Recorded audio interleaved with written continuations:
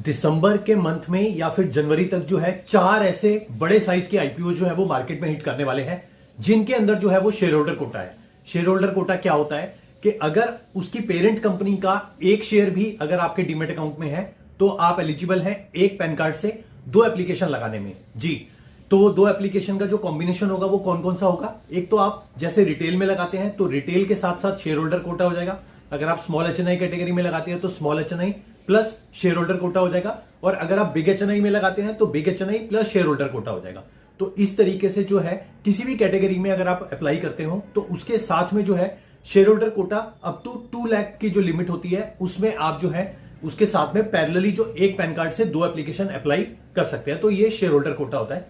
उसके अंदर जो कंडीशन होती है वो यही होती है कि आपको जो है रिकॉर्ड डेट से पहले पहले आपके डीमेट अकाउंट में जो है एक शेयर उसकी पेरेंट कंपनी का होना चाहिए।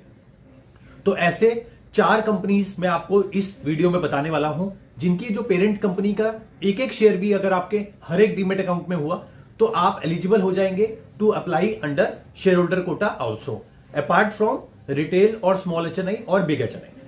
तो पहले आईपीओ की बात कर लेते हैं। तो पहला आईपीओ है आईसीआईसीआई प्रूडेंशियल का आईपीओ। लगभग 10-11 हजार करोड़ का ये आईपीओ है। ये आईपीओ कभी भी मार्केट में हिट कर सकता है। हो सकता है कि फर्स्ट हाफ ऑफ दिसंबर में ये पर्टिकुलर आईपीओ आपको खुलता हुआ दिखे।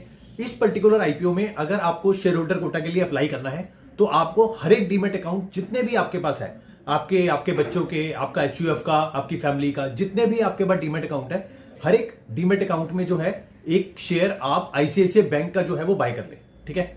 अब दूसरे आईपीओ की बात कर लेते हैं। दूसरा आईपीओ है भारत कुकिंग कोल। ठीक है। इसके लिए अगर आपको पेरेंट कंपनी में आपको बताऊं तो पेरेंट कंपनी इसके लिए आएगी कोल इंडिया। तो कोल इंडिया का जो एक शेयर है आप हर एक डीमेट अकाउंट से जो है वो बाय कर ले। तीसरी कंपनी की अगर मैं बात करूं तो ये भी कोल इंडिया के ही एक सब्सिडरी कंपनी है, central mine planning. Central mine planning का भी जो आईपीओ है वो कभी भी मार्केट में हिट कर सकता है। ठीक है। इसके लिए भी आपको कोल इंडिया का शेयर जो है वो बाय करना है। तो ये 3 आईपीओ हो गए जिनके लिए आपको जिसमें शेयर होल्डर कोटा जो है वो जरूर देखने को मिलेगा। चौथा नंबर पे आता है हीरो फिनकॉर्प का जो आईपीओ है। ठीक है। हीरो फिनकॉर्प के आईपीओ जो है वो 3300 करोड़ के आसपास का आईपीओ है। ये बहुत जल्द जो है ये मार्केट में आपको खुलता हुआ दिखेगा। इसके लिए आपको हीरो मोटोकॉर्प का एक शेयर जो है वो हर एक डीमेट अकाउंट से बाय करना है। ठीक है। अब मैं आपको एक चीज की क्लैरिटी दे दूं कि आप जो अपने जितने भी फैमिली मेंबर हैं, ठीक है, उनके सबके नाम पे तो जो भी डीमेट अकाउंट है उनमें आप एक एक शेयर इन कंपनी का बाय कर लोगे, अपने अकाउंट में भी कर लोगे। अब अपने बच्चों के में अगर करना है तो कैसे करोगे, तो मैं आपको बता दूं, क्योंकि बच्चों के अकाउंट जो होते हैं उनमें ट्रेडिंग अकाउंट जो होता है वो नहीं होता, सिर्फ डीमेट अकाउंट ओपन होता है। तो उस केस में आप क्या करोगे, आप अपने या अपने किसी और